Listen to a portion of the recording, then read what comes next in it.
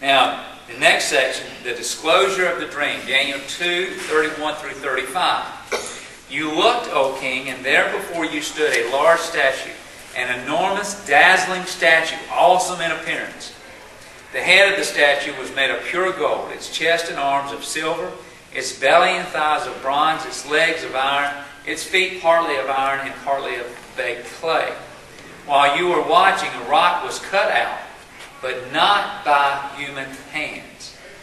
It struck the statue on its feet, and iron and clay, and smashed them. Then the iron, the clay, the bronze, the silver, and the gold were broken to pieces at the same time and became like chaff on a threshing floor in the summer. The wind swept them away without leaving a trace.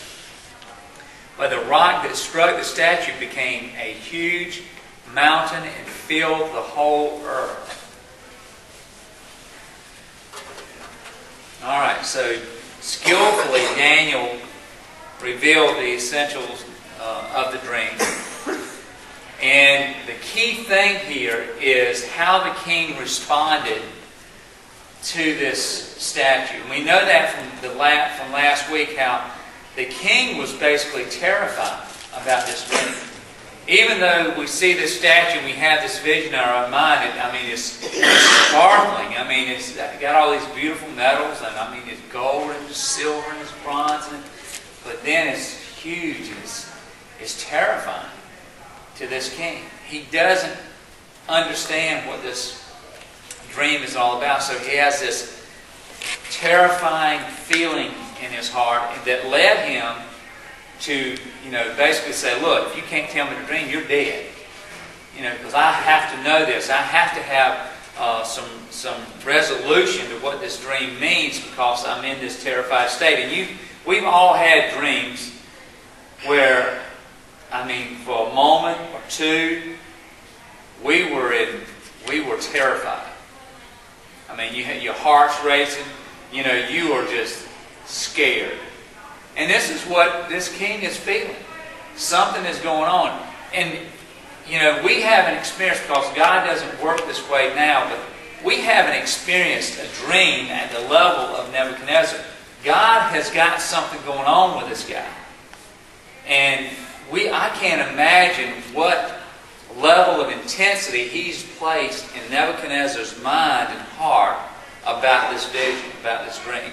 So we know that as a result of this, he's got this feeling. He's very troubled, as it says in our study. It says, the head, of course, is gold, chest and arms of silver, the belly and thighs of bronze, the legs were of iron, and the feet were of a mixture of the two materials, iron and clay. What does that tell you about the value of the metals? They descended right in value. They started decreasing in value, in worth. So it's kind of letting us know, okay, who the head was of the most value. All right, and then we go to the next section, or it talks about cut out without hands. This is going to be important. By the time we finish, we're going to connect some dots with that. So remember that. Cut out without hands. Formed not by man, but by who? By God. Alright, so no, God didn't need our assistance to bring this about. God's got a plan, and He's going to work His plan. It's just like when you look at Esther. You remember the story of Esther. What did they say? God is going to deliver His people, whether you stand up or not. He's going to find somebody to help accomplish His will. And that's one of the things we have to understand. He's called each and every one of us during this time to be involved in everything. Be involved in our church. Be involved in our community. Be involved in our families. We need to be involved in all this. But if we're not, if God's will has something in mind for a member of your family, or a member of this church, or a member of your community, He's going to bring about the necessary individuals that are going to accomplish His will. Just like He did with this stone.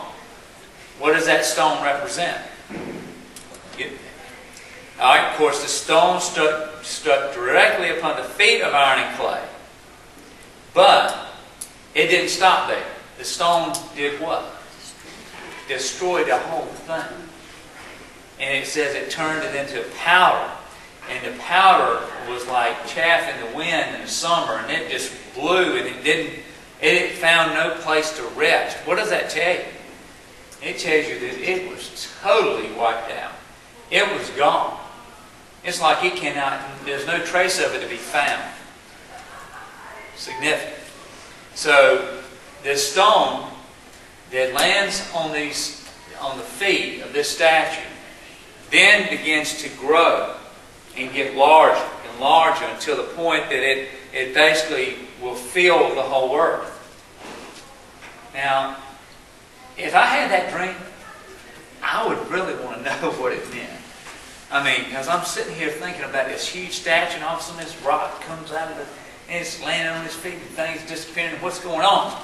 I'd want to know, and I'm sure this king is having a fit to find out. So the king made no attempt at this point. If you recognize, he has not made any attempt at all to correct Daniel, or to say, no, wait a minute, that's not how it went. He doesn't correct, he doesn't change anything in what Daniel has told him so far in this vision. So remember, if we go back to last week, he wanted them to tell him the dream. He was not going to disclose anything about that dream. And he was trying to play along like he didn't know what it was, but he knew what it was. He wanted them to tell him exactly what his dream was so that he could have confidence that the interpretation of that dream was going to be sure.